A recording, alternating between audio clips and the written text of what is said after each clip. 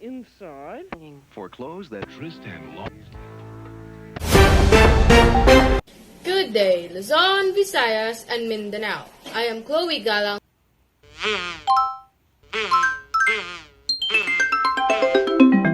Coco Martin!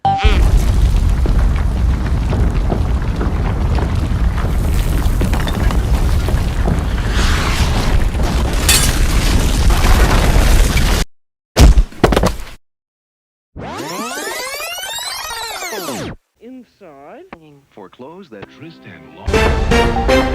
Good day, Luzon, Visayas, and Mindanao. I am Chloe Galang bringing you reminders and information that you need to know.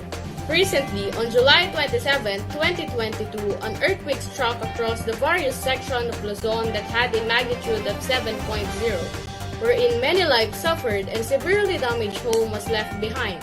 This is why we are here to remind and inform each citizen of what they can do to improve their level of preparedness and safety in the event of an emergency.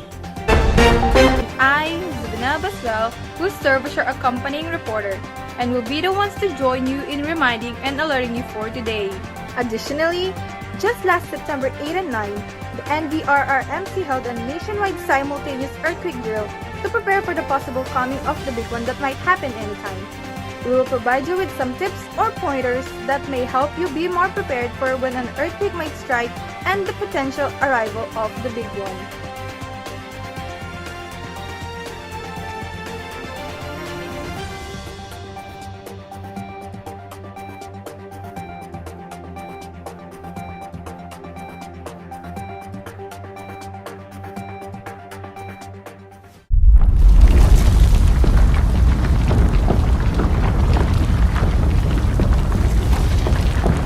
Expect the inevitable.